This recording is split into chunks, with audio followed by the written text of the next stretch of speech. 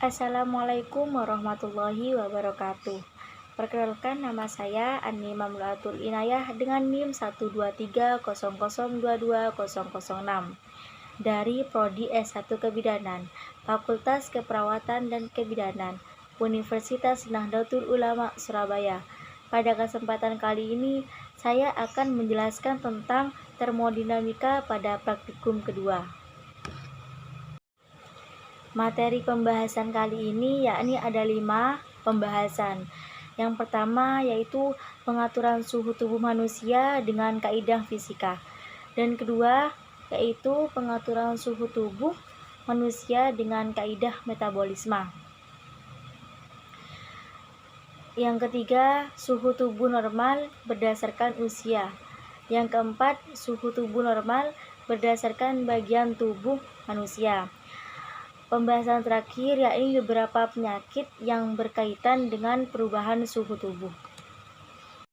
Pengaturan suhu tubuh manusia yaitu dibagi dua, kaidah fisik sama kaidah metabolisme.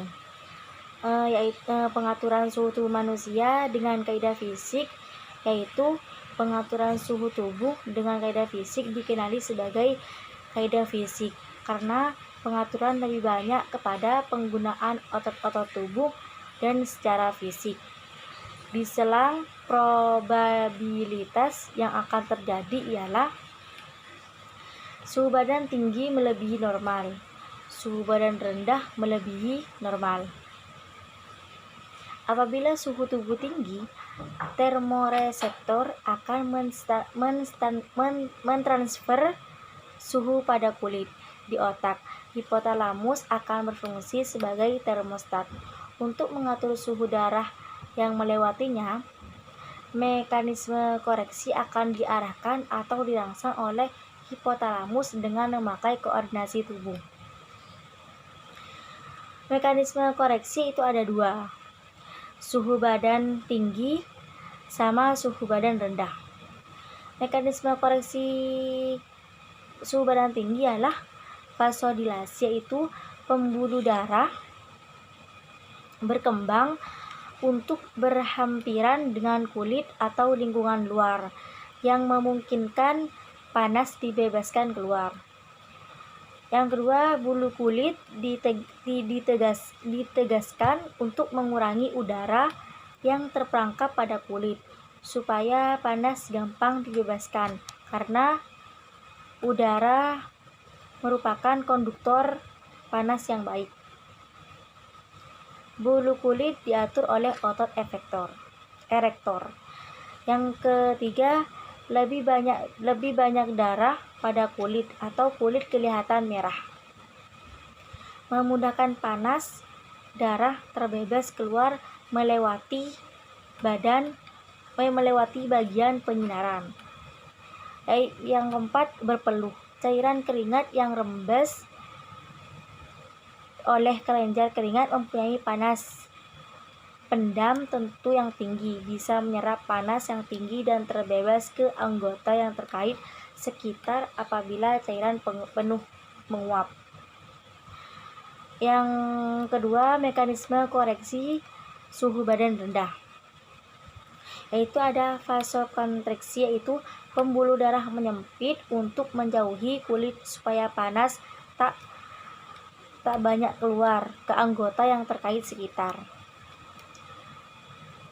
Selanjutnya ada bulu kulit ditegakkan supaya lebih banyak udara yang terperangkap pada kulit supaya panas sukar dibebaskan banyak udara yang terperangkap.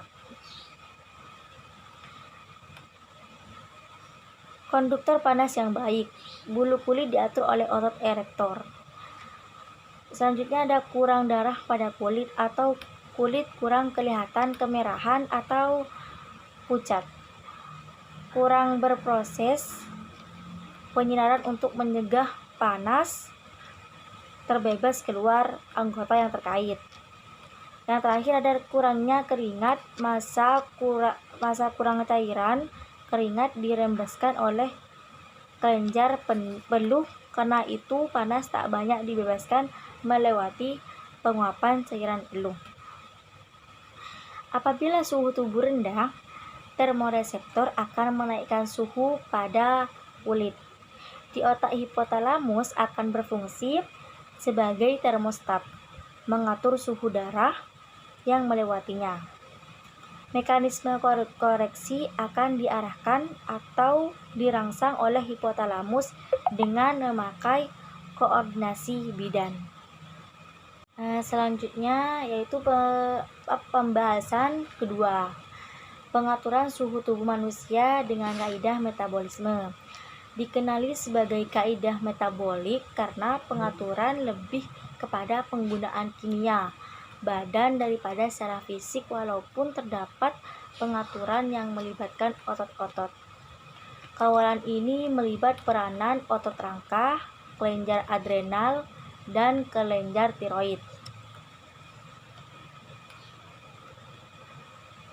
Dalam kondisi sejuk, hipotalamus akan mengatur otot rangka untuk vasokonstriksi secara aktif.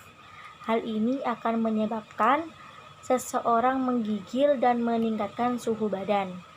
Pada masa yang sama, kelenjar adrenal akan mensekresikan hormon adrenalin dan non-adrenalin, sedangkan kelenjar tiroid akan mensekresikan hormon tiroksin.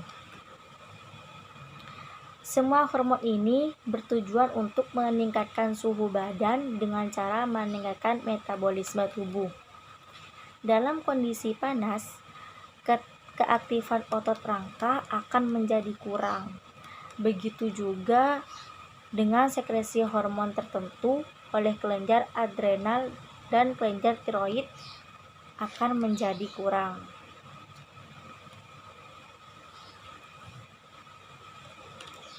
Pembahasan ketiga yaitu ada suhu tubuh normal berdasarkan usia.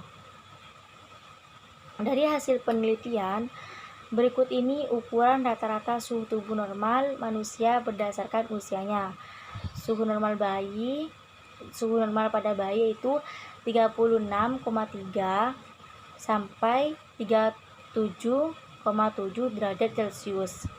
Suhu normal pada anak yaitu 36,1 sampai 37,7 derajat Celcius. Suhu normal pada orang dewasa yaitu 36,5 sampai 37,5 derajat Celcius. Pembahasan keempat yaitu ada suhu tubuh normal berdasarkan bagian tubuh manusia. Suhu tubuh tidak bisa diketahui hanya dengan meraba. Perlu menggunakan termometer untuk mengukur suhu tubuh secara akurat.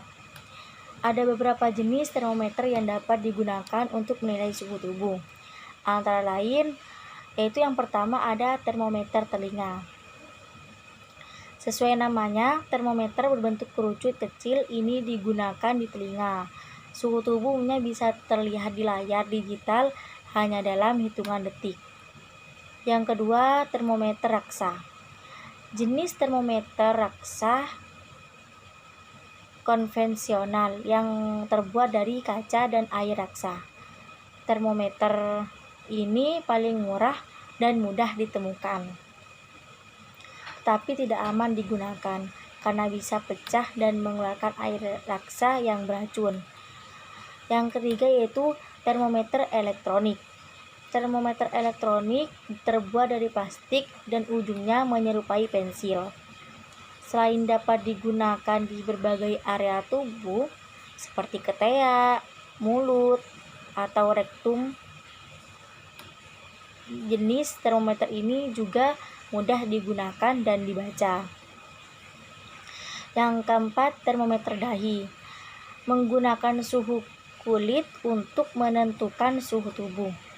Termometer ini memiliki bentuk yang tipis dan penggunaannya hanya dengan ditempel di dahi.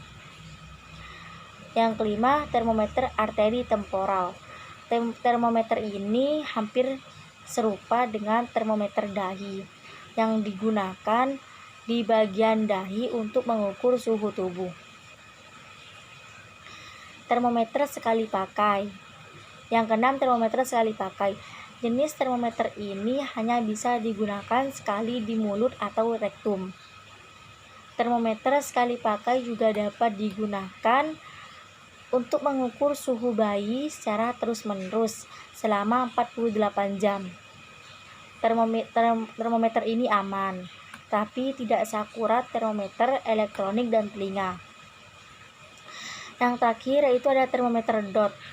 Sesuai namanya, termometer ini berbentuk seperti dot bayi dan digunakan dengan cara diletakkan di mulut bayi. Termometer dot terbilang kurang efektif dan efisien karena butuh waktu lama hingga hasilnya muncul dan tidak seakurat jenis termometer lain. Pembahasan kelima yakni ada beberapa penyakit yang berkaitan dengan perubahan suhu tubuh. Yang pertama ada demam, hipertermia, hipotermia, kelelahan akibat panas, dan heat stroke. Kita bahas yang pertama yaitu ada demam.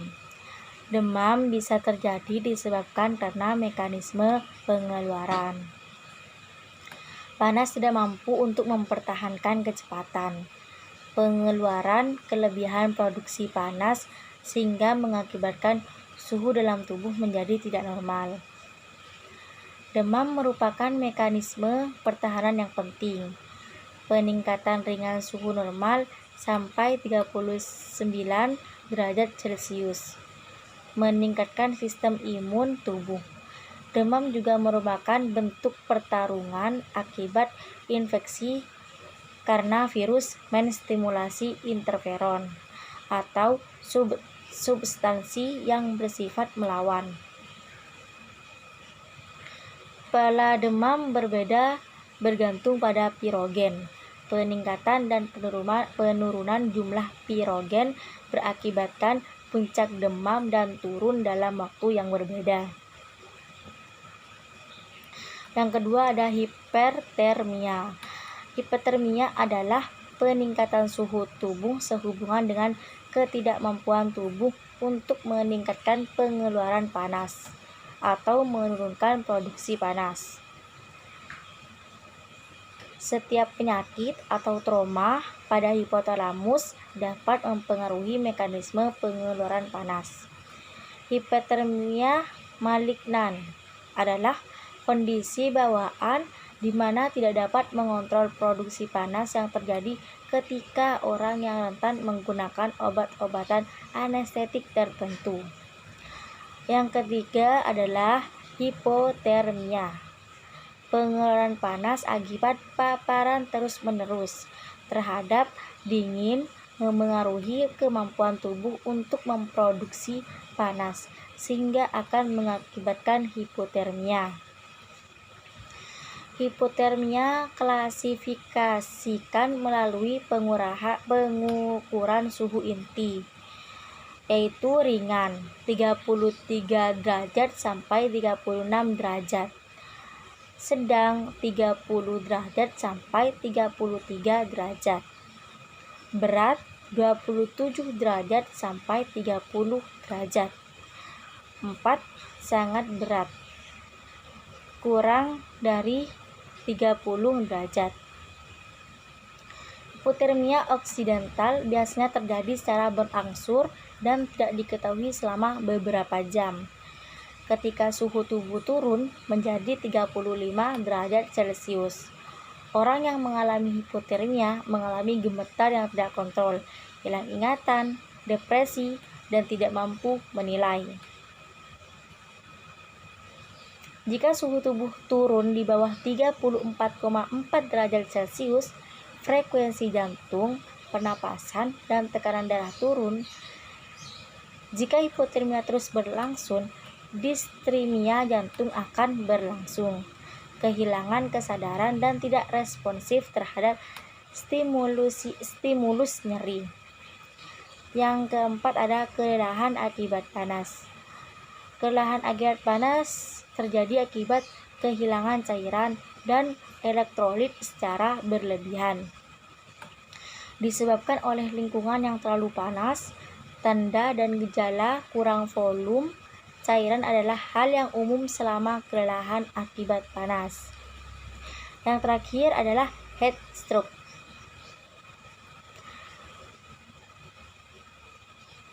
Heat stroke, lingkungan dengan suhu tinggi dapat mempengaruhi mekanisme pengeluaran panas.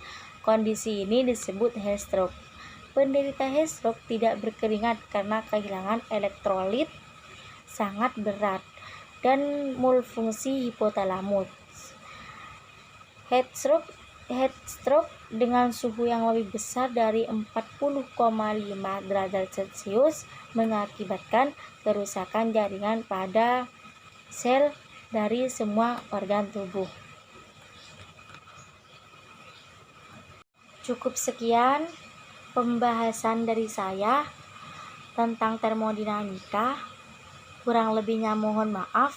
Assalamualaikum warahmatullahi wabarakatuh.